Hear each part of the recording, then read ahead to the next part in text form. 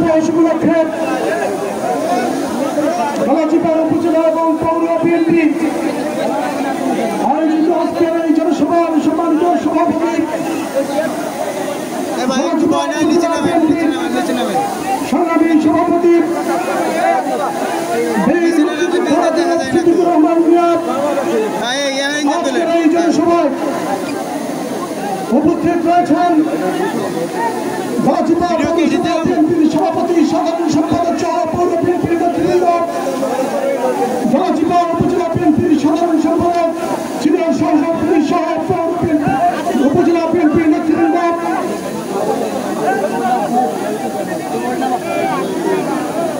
উপস্থিত রয়েছেন পটুয়াখালী জেলার বিভিন্ন অঙ্গ সংগঠনের নেতৃবৃন্দ, উপজেলা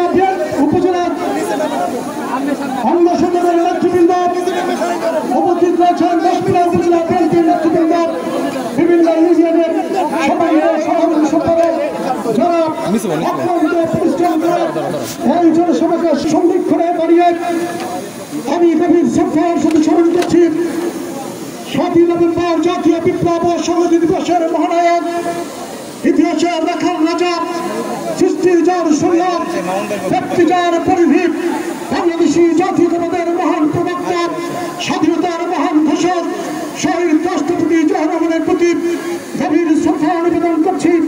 মহান মুক্তিযুদ্ধের বীর শহীদদের প্রতি গভীর শ্রদ্ধা নিবেদন করছি। এই জনপদের আমাদের প্রিয়জন নেতা রাজপথে স্বৈরাচারের পেটোয়া বাহিনীর হামলায় মারাত্মকভাবে আহত হয়ে চিকিৎসাধীন অবস্থায় শহীদ হয়েছেন আমাদের প্রিয় নেতা, আমার প্রিয় নেতা আলহাজ শাহজাহান খান সাহেব। এই স্বৈরাচার বিরোধী আন্দোলনে যারা প্রাণ দিয়েছেন তাদেরকে গভীর শ্রদ্ধার সাথে স্মরণ করছি, গভীর শ্রদ্ধার সাথে স্মরণ করছি। এই গলাচিপা এবং দশমিনার 8জন বীর মেধাবী ছাত্র এবং শহীদ সহ এই বৈষম্য বিরোধী ছাত্র আন্দোলনের শত শত বাংলাদেশের তাজা প্রাণ শেখ হাসিনার পেটোয়া বাহিনী এবং পুলিশের নির্মম গুলিতে শহীদ হয়েছেন। সেই শহীদদের প্রতি শ্রদ্ধা নিবেদন করছি। সংগ্রামী বন্ধুরা, আজ 7 নভেম্বর জাতীয় বিপ্লব ও সংহতি দিবস।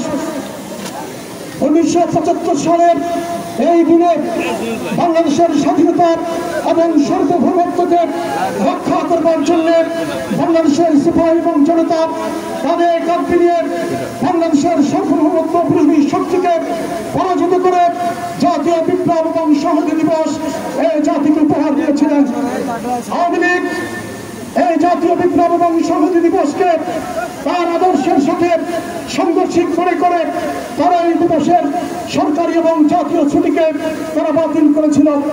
সংগ্রামী বন্ধুরা, 1975 সালের 15ই আগস্টের বেগন্ত হত্যাকাণ্ডের মধ্য দিয়ে বাংলাদেশের রাজনীতিতে যে অনিশ্চয়তা তৈরি হয়েছিল, শেখ মুজিবুর রহমান তার সপরিবারে নিহত হবার পরে তার দলের খন্দকার মুশতাক আহমেদ বাংলাদেশের রাষ্ট্রপতি হয়েছিলেন এবং তার মন্ত্রী পরিষদের প্রায় সকল সদস্য সেই মন্ত্রিসভায় যোগ দিয়ে একটি সরকার গঠন করেছিলেন।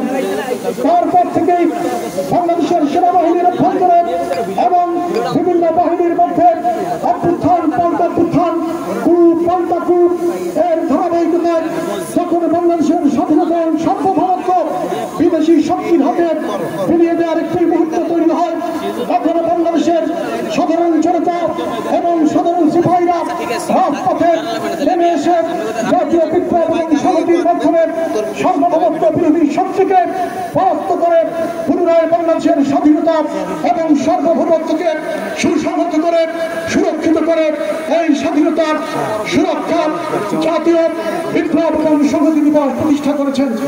সেই দিবসের পিছনে যে বীর শহীদদের ভূমিকা রয়েছে তাদের আত্মার প্রতি আমি শ্রদ্ধা নিবেদন করছি।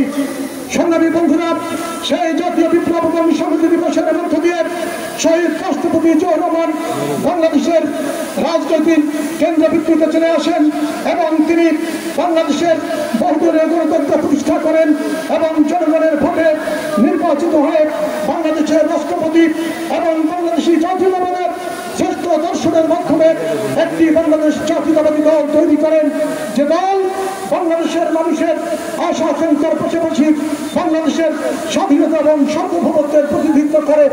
সংগ্রামী বন্ধুরা, শহীদ রাষ্ট্রপতি জিয়াউর রহমানের হত্যাকাণ্ডের পরে বহুবার বাংলাদেশের গণতন্ত্র দ্বিধাগ্রস্ত হয়েছে, সংকটে পড়েছে।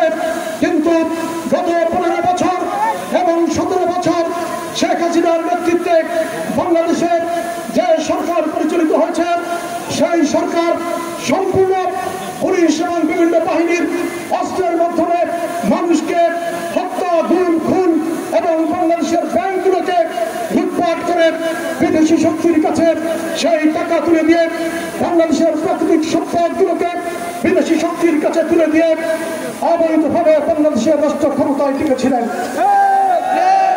বাংলাদেশের ছাত্র সমাজ, বাংলাদেশের রাজনৈতিক দলগুলো বাংলাদেশ জাতীয়তাবাদী দলের নেতৃত্বে বিগত 17টি বছর পথে প্রাণপণ লড়াই করেছে। কিন্তু সরকারের রাষ্ট্র এবং বিদেশি শক্তিদের ষড়যন্ত্রের কারণে শেখ হাসিনাকে পরাস্ত কিংবা পদত্যাগে বাধ্য করতে পারেননি। কিন্তু বাংলাদেশের ছাত্র সমাজ যখনই বাংলাদেশ সংকটে পরিণত হয়েছে, পর্যবেসিত হয়েছে, পতিত হয়েছে, তখন বাংলাদেশের ছাত্র সমাজ আল্লাহর মনোনীত প্রতিনিধি হিসেবে এই বাংলাদেশের স্বাধীনতা, সার্বভৌমত্ব এবং গণতন্ত্রের সংকটে জীবনের রক্ত দিয়ে সেই গণতন্ত্র এবং স্বাধীনতা, সার্বভৌমত্বকে রক্ষা করেছে। যে তাজা প্রাণগুলোর মধ্য দিয়ে এই বাংলাদেশের বৈষম্য বিরোধী ছাত্র আন্দোলন গড়ে উঠেছিল, সেই তাজা প্রাণগুলো আমাদের বাংলাদেশের প্রত্যেকটি মানুষের মেধাবী সন্তান। কি নির্মমভাবে আপনারা দেখেছেন তাদেরকে হত্যা করা হয়েছে, কি নির্মমভাবে দেখেছেন তাদের শিশু সন্তানদেরকে হত্যা করা হয়েছে। আগামী জাতীয় নির্বাচনে বাংলাদেশ জাতীয়তাবাদী দলের যেই প্রতিনিধি এই আসনে মনোনয়ন পাবে, আমরা তাদের কাজ মিলিয়ে তার বিজয়ের মধ্য দিয়ে দেশনেত্রী বেগম খালেদা জিয়া এবং তারেক রহমানের নেতৃত্বে বাংলাদেশের সংখ্যাগরিষ্ঠ আসনে বিজয়ী হয়ে একটি অবাধ এবং নিরপেক্ষ নির্বাচনের মধ্য দিয়ে বাংলাদেশ জাতীয়তাবাদী দলের নেতৃত্বে গণতান্ত্রিক সরকার প্রতিষ্ঠা করব, সেই আশাবাদ ব্যক্ত করে আজকের এই সমাবেশকে যে সমস্ত গণমাধ্যম কর্মীরা অক্লান্ত পরিশ্রম করে আমাদের বক্তব্য এবং জনগণের আশা আকাঙ্ক্ষা এবং সমস্ত অংশগ্রহণকে জাতীয় পত্রিকা এবং টেলিভিশনকে প্রচারের ব্যবস্থা করেছেন, তাদেরকে বিশেষ ধন্যবাদ জানিয়ে এবং সকল কলাকুশলী এবং সরকারি কর্মকর্তা কর্মচারীরা, বিশেষ করে থানার পুলিশ বাহিনী, শিক্ষকবৃন্দ এবং বিভিন্ন সরকারি কর্মকর্তা কর্মচারীরা অংশগ্রহণের মাধ্যমে আমাদের এই সমাবেশকে সফল করেছেন, তাদের সবাইকে অনেক অনেক ধন্যবাদ জানিয়ে আজকের মতো বিদায় নিচ্ছি। আসসালামু আলাইকুম। বাংলাদেশ জিন্দাবাদ, বাংলাদেশ জিন্দাবাদ।